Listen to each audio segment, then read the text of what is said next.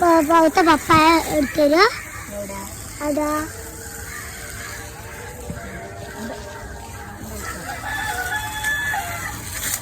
അതാ ഒരു പൗത്ത പപ്പായ എവിടെ കണ്ടു പപ്പായക്ക് കുത്തുമ്പോ പിടിച്ചോ എന്നാ ഞാൻ കുത്താട്ടാ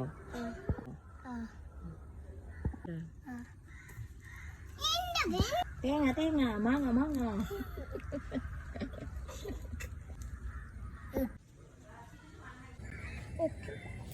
അതല്ല ഇങ്ങനല്ല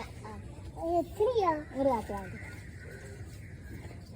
കമ്പി കാണുന്നുണ്ട്